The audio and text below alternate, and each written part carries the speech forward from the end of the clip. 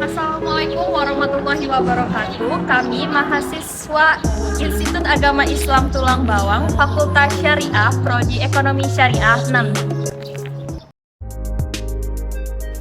Video ini dibuat untuk menyelesaikan salah satu tugas dalam mata kuliah auditing dengan dosen pengampu Bapak Edo Akbar Yamin, SEMM.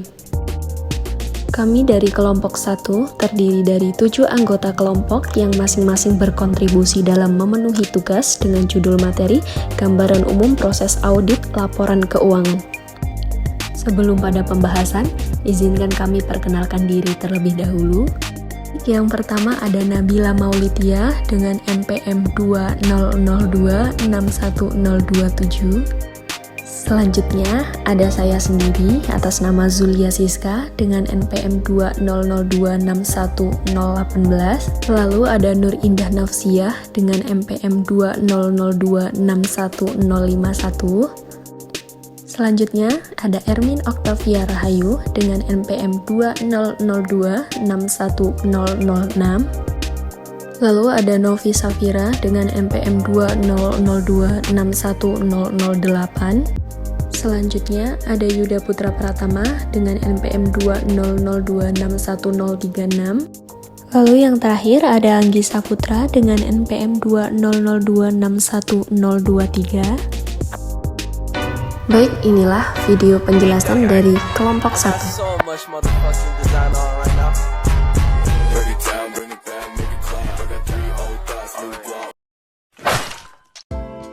Pembahasan kita pada kali ini akan membahas 7 materi.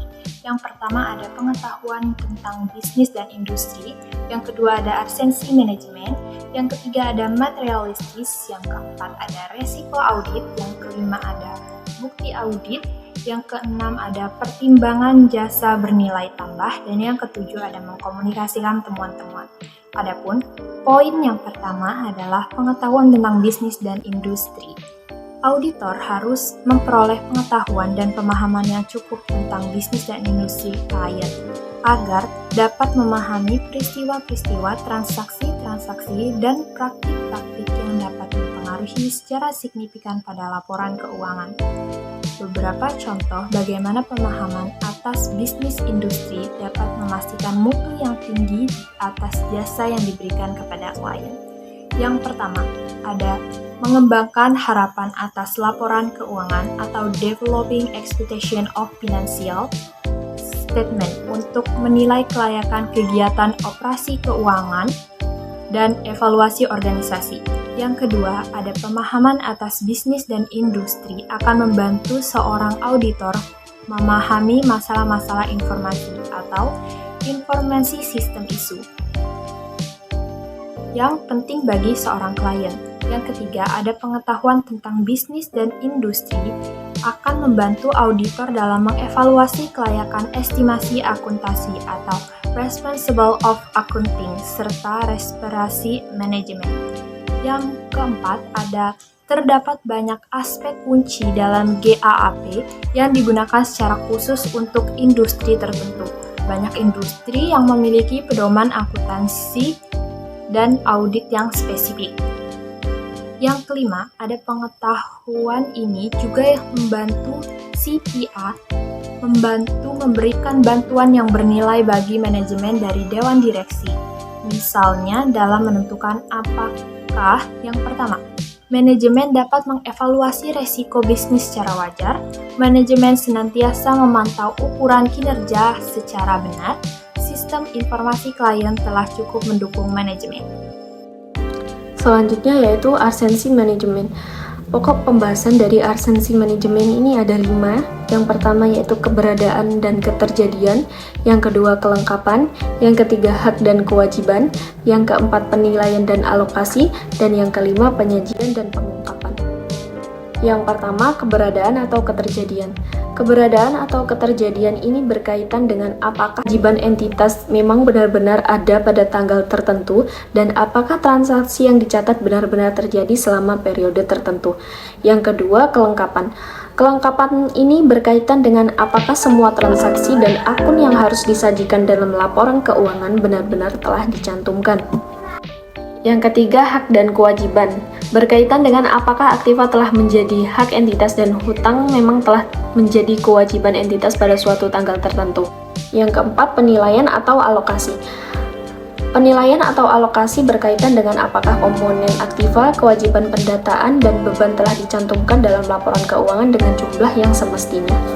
Dan yang terakhir, penyajian dan pengungkapan. Penyajian dan pengungkapan berkaitan dengan apakah komponen tertentu laporan keuangan telah digolongkan, diuraikan, dan diungkapkan sebagaimana mestinya. Hal di atas membantu auditor memahami jenis salah saji potensial dan dapat membantu auditor mengembangkan perencanaan audit untuk mengumpulkan bukti yang berkaitan dengan kewajaran penyajian laporan keuangan. Yang ketiga, materialistis.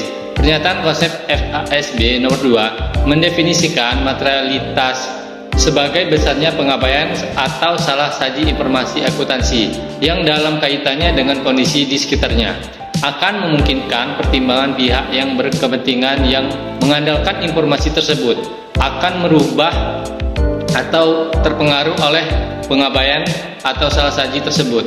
Konsep materialitas ini juga menjadi pedoman auditor ketika mengevaluasi temuan audit. Setelah para auditor mengumpulkan bukti audit, mereka harus segera menilai signifikasi temuan audit. Oke, selanjutnya ada resiko audit.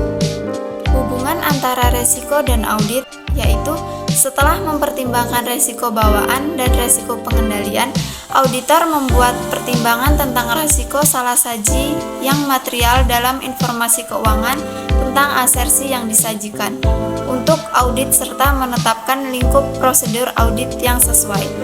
Selanjutnya ada komponen resiko audit. Yang pertama ada bawaan, kerentanan suatu asersi terhadap kemungkinan salah saji material dengan asumsi tidak terdapat pengendalian internal yang terkait.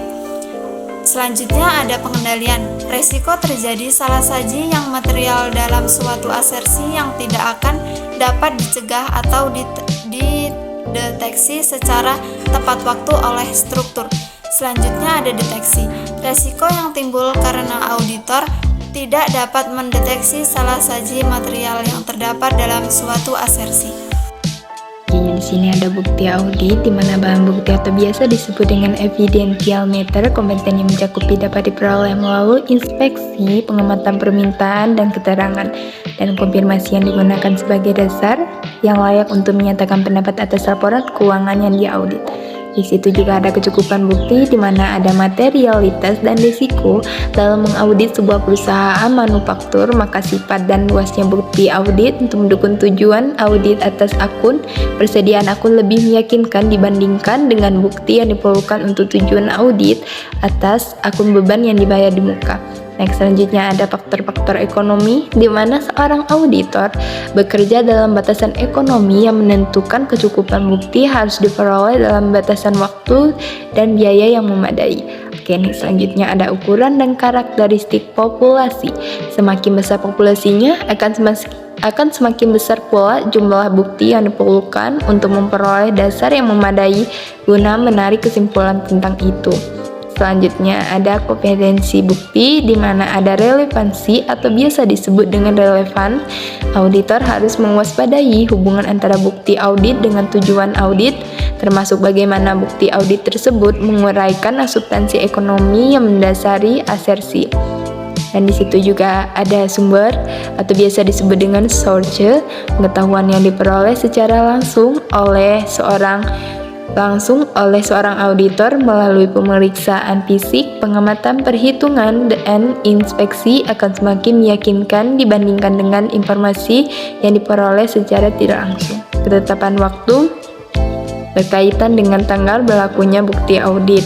Dan ada juga objektivitas, di mana secara objektif bukti audit tersebut lebih kalkulasi. Selanjutnya ada pengklasifikasian prosedur audit. Yang ada pengujian pengendalian, di mana ada pengujian pengendalian meliputi permintaan keterangan kepada para pekerja mengenai apa yang mereka ketahui tentang aktivitas dari pengendalian tersebut dan memeriksa laporan pengecualiannya yang telah dihasilkan oleh pengendalian intern klien. Pengujian substantif. Pengujian ini memberikan bukti tentang kelayakan asersi laporan keuangan klien. Prosedur analitis meliputi penggunaan perbandingan untuk menilai kewajaran, misalnya membandingkan saldo suatu dengan data non-keuangan yang terkait dengan saldo akun tersebut. Mengevaluasi bukti audit. Seorang auditor memerlukan bukti audit yang lebih meyakinkan, yaitu berupa konsensus atau mayoritas bagi setiap laporan keuangan yang material. Apabila auditor kurang memiliki dasar yang memadai untuk menyatakan pendapat, ia dapat memberikan pendapat wajar dengan pengecualian atau menolak memberikan pendapat. Oke, selanjutnya, pertimbangan jasa bernilai tambah.